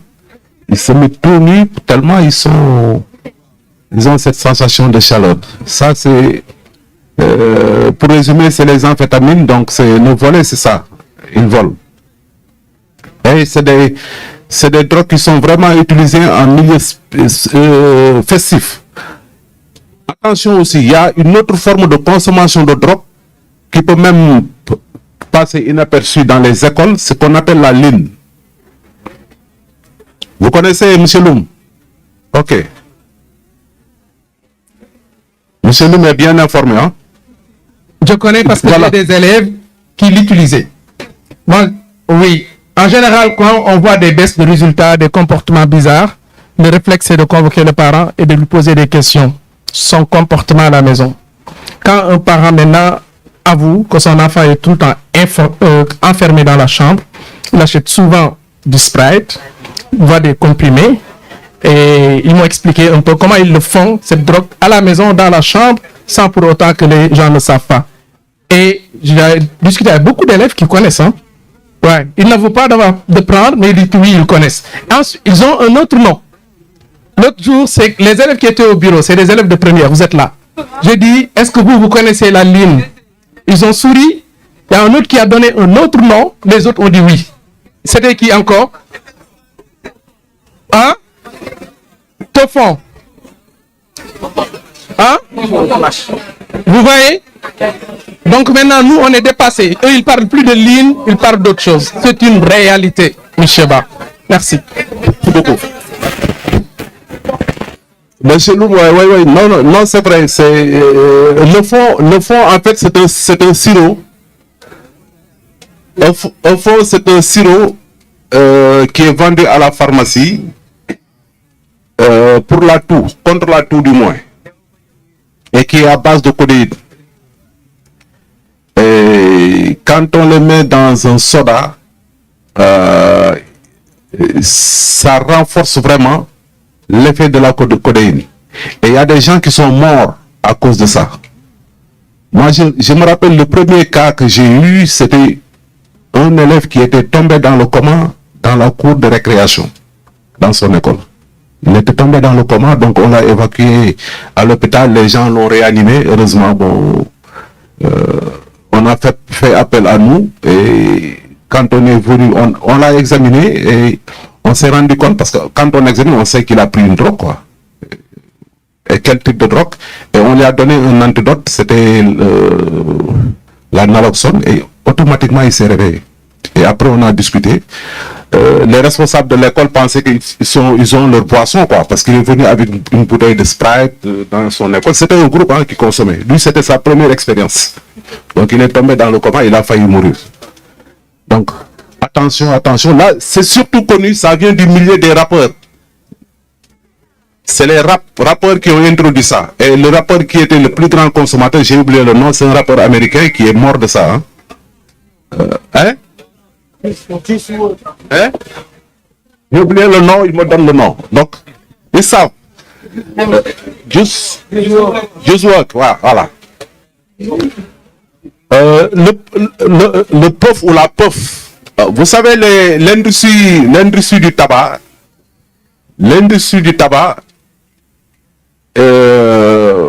est très puissante. Et elles ont une capacité d'adaptation. L'industrie qui fabrique le puff, c'est Philip Morris. Philip Morris, c'est qui? C'est l'industrie qui fabrique. Hein? Quelle cigarette? Marlboro. Marlboro, et comme il y a dans le monde, et comme dans le monde, il y a une campagne intense. Il y a une campagne intense contre le tabac. Ils ont inventé la cigarette électronique. Après, les gens se sont rendus compte que la cigarette électronique aussi produit les mêmes effets parce qu'ils ont mis de la nicotine dedans, dépendance, et que même il y a les mêmes conséquences aussi qu'on utilise, qu'on a avec le tabac traditionnel, notamment le goudron, etc., parce que dans la cigarette électronique, il y a une combustion. Maintenant, ils ont inventé le puff où il n'y a pas de combustion, parce que combustion, ça veut dire que ça va dans les 100 et quelques degrés. Hein, la combustion, quand vous fumez une cigarette, la flamme là, ça fait dans les 800 et quelques degrés. Ça peut vous... Oui. Ah, il faut toucher le truc du tabac, vous allez voir. Maintenant, ils ont inventé la puff où il n'y a pas de combustion, mais ils disent c'est le chauffage. Ça chauffe. C'est de façon électronique. Quand vous voyez les jeunes là, avec des sortes de clés qu'ils ont autour du cou, c'est les puffs. Ça a l'air d'une clé USB, etc., Il y a même un port USB pour charger, etc. Et ils mettent des arômes. Il y en a à des quantités variables. Il y en a qui ont 10 000 doses. Hein? Il y en a qui ont 9 000 doses, 10 000 doses. Je pense que ça coûte combien? Entre 10 000 hein? Jusqu'à 20 000 francs. Donc, vous voyez, c'est ça les puffs. C'est comme un truc, hein, c'est comme fumer une cigarette. Hein, je pense que l'équivalent, c'est 20 cigarettes. Donc, l'équivalent d'une dose. Imaginez quelqu'un qui a 10 000. Moi, j'ai vu une grosse, j'ai même en photo, hein, deux patients que je suis actuellement, c'était la première fois. L'un, il venait d'Italie. Un Sénégalais qui était en Italie, mais qui est venu en vacances.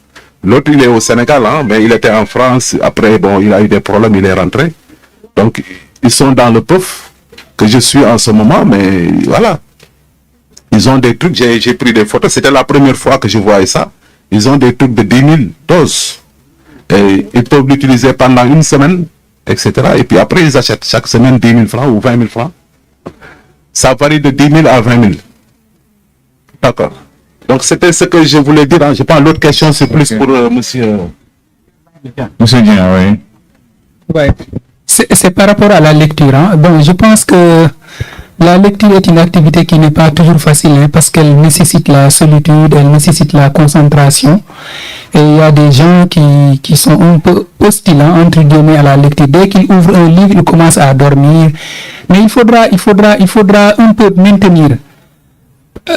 C'est de l'apprentissage. Au fur et à mesure, on apprend à lire, on maintient, et au finish, on a cette habitude-là à ouvrir un livre et à lire. On a cette culture-là à ouvrir un livre et à lire. Attention, parce que tout simplement aussi, lire, ce n'est pas facile parce que ça forme l'esprit. Ça demande de la concentration.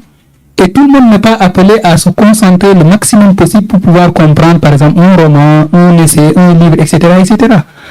Cette dose d'énergie, ou bien cette débauche d'énergie, cette concentration sur une chose, c'est-à-dire le livre, les écrits, ça aussi, ça demande de l'effort. Et tout le monde n'est pas prêt à faire cet effort-là, parce que lire aussi, c'est fournir de l'effort. Or, parfois, prendre son téléphone, se connecter, ça ne demande pas beaucoup d'efforts. Hein? D'autant plus qu'on est censé voir dans la connexion ou bien dans les réseaux sociaux des choses qui nous distraient un peu. Mais lire, ça permet de former l'esprit. En tout cas, la meilleure façon de se former l'esprit, surtout en tant que jeune, c'est d'investir la lecture. Parce que non seulement ça enrichit notre vocabulaire, mais ça nous permet de comprendre, même aujourd'hui. Parce que dans le système éducatif, on dit que oui, nous formons plus de littéraires que de scientifiques. Mais attention, parce que tout simplement, nous avons d'abord un problème avec la langue. Quelqu'un qui ne comprend pas un énoncé mathématique, mais il ne pourra pas le résoudre.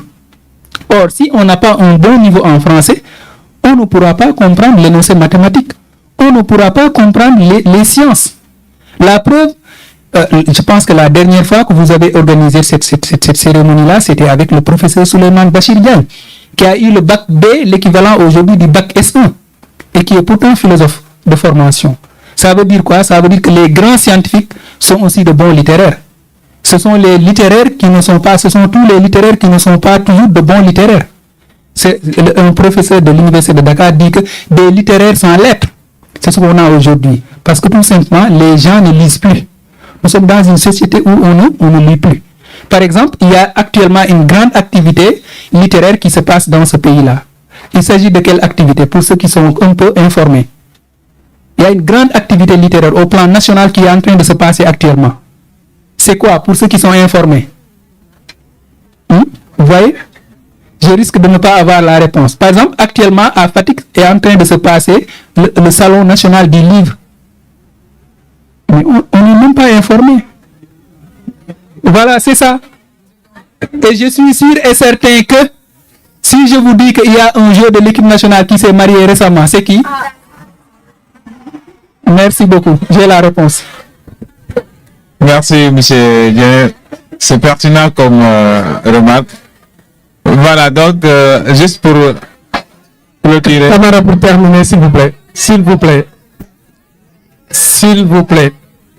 Alors, c'était pour vous dire que c'était juste pour mettre la main dans la pâte avec cette conférence. Et nous comptons organiser des mini-séminaires. Présence obligatoire avec participation. Des mini-séminaires. Et vous serez plus informés, plus dans le bain de cette problématique, de ces problématiques. Vous avez compris? Alors, on a terminé avec la lecture. Je suis passé dans les classes et on a parlé des minutes de lecture. Chaque semaine, chaque classe a 30 minutes de lecture. Il y en a qui devraient en avoir demain, n'est-ce pas? Demain, c'est quelle classe? Ah? Ok. Donc, n'oubliez pas de venir avec vos livres Professeur, si vous demandez, tout le monde va sortir son téléphone, mais si vous demandez, personne n'a un roman avec lui. N'oubliez pas de venir, sortez vos romans. N'oubliez pas de venir demain avec vos romans. Personnellement, je vais passer dans les classes. N'oubliez pas, de midi à midi 30, les 30 minutes de lecture par classe.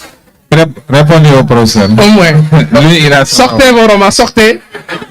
Allez, donc, vous pouvez être levé. Merci à nos intervenants. Les filles, vous attendez, les garçons, vous pouvez partir d'agent. Les filles, vous attendez sur place. En tout cas, merci. Mais